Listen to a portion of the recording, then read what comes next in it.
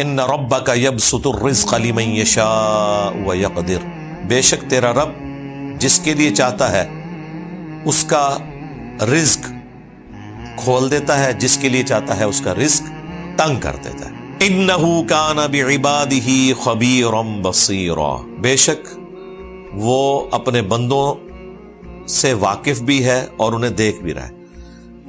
یہ آیت یہاں پر کیوں آئی کہ اللہ تعالیٰ جس کا رزق چاہتا ہے کشادہ کر دیتا ہے، جس کا چاہتا ہے تنگ کر دیتا ہے۔ مراد یہ کہ کسی غریب پہ ترس کھاتے ہوئے اللہ کے بارے میں کبھی بدگمانی نہ آئے کہ اسے اللہ نے ایسے کیوں رکھا۔ اللہ تعالیٰ غریبوں سے مال لے کر انہیں آزماتا ہے، امیروں کو مال دے کر آزماتا ہے۔ اللہ کے بارے میں کبھی بدگمانی نہیں آنی چاہیے کہ اللہ تعالیٰ نے اسے اس حالت میں کیوں رکھا۔ اکثر لوگ یہ گلہ شکوہ بھی کر رہے ہوتے ہیں، افریقہ میں لوگ کیوں بھوکے مر رہے ہیں؟ بھئی وہ ہماری آزمائش ہے،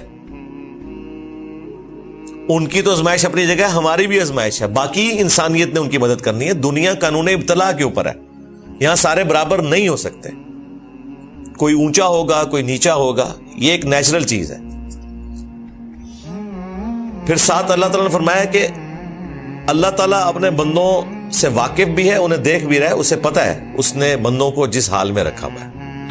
خدا گنجے کو ناخن نہ دے، ہم نے پھر دیکھا ہے کہ بعض لوگوں کے پاس جب پیسہ آتا ہے پھر وہ کس حالت میں پہنچ جاتے ہیں۔ اس سے تو بہتر تھا کہ ان کے پاس پیسہ نہ ہی آتا۔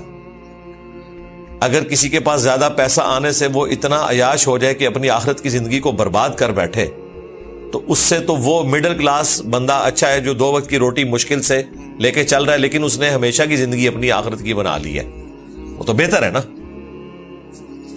اور یاد رکھیے گا یہ مال اور آخرت کی بربادی یہ آپس میں اس طرح جڑے ہوئے ہیں۔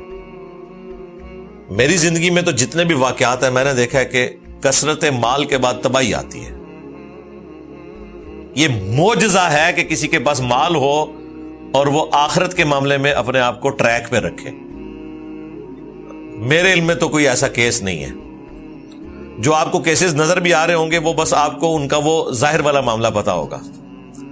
اور پھر اس ماڈرن دور میں آپ کو اگر کوئی شخص غریب سے امیر ہوتا نظر آ رہا ہے نا، میجورٹی کیسز میں کہیں نہ کہیں اس نے ایک حرام کا چھکا مارا ہوگا یا کوئی 8 یا 10 مارا ہوگا، پھر وہ آگے ایک معاملہ چل پڑتا ہے۔ حلال کے پیسے کے ساتھ حلال و حرام کا فرق کرتے ہوئے، اللہ کے حقوق کا خیال رکھتے ہوئے، زکوٰۃ ادا کرتے ہوئے رزق حلال کے ذریعے اس لیول کے اوپر پہنچنا یہ مشکل کام ہے۔ پھر وہاں پر پہنچ کر بھی اپنے آپ کو اللہ تعالیٰ کا باغی نہ کرنا اور اللہ کا حق ادا کرنا یہ بہت مشکل کام ہے۔ آپ کتنے کروڑ پتی ارب پتی لوگ ہیں، ان سے اگر پوچھیں نا کہ آپ کے ایسٹس کتنے ہیں جو کاروبار میں آپ نے کھپائے ہوئے، اب آپ بتائیں کہ آپ زکوٰۃ کتنی دے رہے ہیں، تو وہ آپ کو آگے سے بتائیں گے جی ہم تو حساب کتاب کے بغیر ہی اللہ کی راہ میں خرچ کرتے ہیں، اور وہ حساب کتاب کے بغیر اللہ کی راہ میں یہ خرچ کرتے ہیں کہ سال کے بعد ایک افطاری کروا دیتے ہیں، یا عمرے پہ جاتے ہیں مسجد نبوی میں اعتکاف بیٹھتے ہیں اور وہاں وہ ایک شام کو افطار کروا دیتے ہیں، وہ کہتے ہیں اللہ کی راہ میں ہم نے خرچ کر دیا۔ انہیں پتہ ہے ہم نے کیلکولیشن کی نا تو بھائی 1 لاکھ پہ تو 2500 زکوٰۃ بنتی ہے نا، 1 کروڑ پہ 2.5 لاکھ بن جاتی ہے، اور 1 ارب پہ 2.5 کروڑ زکوٰۃ بن جاتی ہے۔ بس ادھر آگے پھر کیلکولیٹر فیل ہو جاتا ہے ان کا۔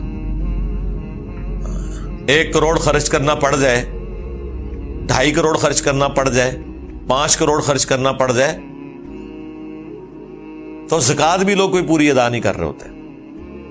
اسلام میں تو ہے کہ اس سے بھی زیادہ تم اللہ کی راہ میں خرچ کرو، لیکن جو ڈیٹم لیول پہ ہے 40واں حصہ یا 2.5% یہ بھی نہیں لوگ دے رہے ہوتے ایمانداری کے ساتھ۔ یہ بہت مشکل کام ہے۔ لہذا بخاری مسلم میں جو حدیث ہے کہ اے اللہ محمد اور آل محمد کو بس اتنا ہی رزق دینا کہ ان کی روح اور جسم کا رشتہ برقرار رہے، ان کی سانسیں چلتی رہیں۔ اس دعا کو آپ ہلکا نہ سمجھیں۔ نبی علیہ السلام نے یہ دعا اسی لیے کی کہ آپ کو پتہ ہے کہ اس کے ساتھ فتنہ جڑا ہوا ہے۔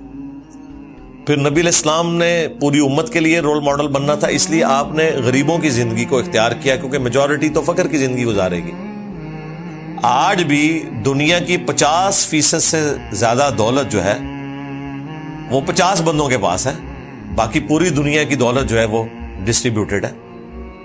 پاکستان میں بھی آپ دیکھ لیں میجورٹی تو پاورٹی سرکل سے نیچے ہے, بیسک نیڈز بھی ان کی پوری نہیں ہو رہی ہیں. اور یہ پچھلے آلموسٹ کوئی 7-8 سالوں میں تو مڈل کلاس بھی اب پاورٹی سرکل سے بھی نیچے چلی گئی ہے. امیروں کی چیخیں نکل گئی ہیں. ہاں بہت امیر جو ہیں وہ فائدے میں ہے, کیونکہ یہ سارے کے سارے سسٹم کے بینیفیشری اس کیپٹلزم کے وہ ہو رہے ہیں. سرمایہ دارانہ نظام اسلام میں 100% اس کی مخالفت نہیں ہے. ہم سوشلزم کو سپورٹ اس حوالے سے نہیں کرتے. اسلام اگر زیادہ قریب ہے تو کیپٹلزم کیا ہے, لیکن یہ والا کیپٹلزم جس میں آپ استحصال کریں گے اور غریب آدمی کا خیال نہیں رکھیں گے, یہ تو سیدھا سیدھا لوگوں کو خودکشیوں پہ یا قتل و غارت پہ, ڈکیتیوں پہ مجبور کرے گا, اور وہ آپ کو اسٹریٹ کرائم جگہ جگہ نظر آ رہا ہے, اس میں کوئی شک نہیں ہے. بہرحال اللہ کے بارے میں کوئی بدگمانی نہ آئے.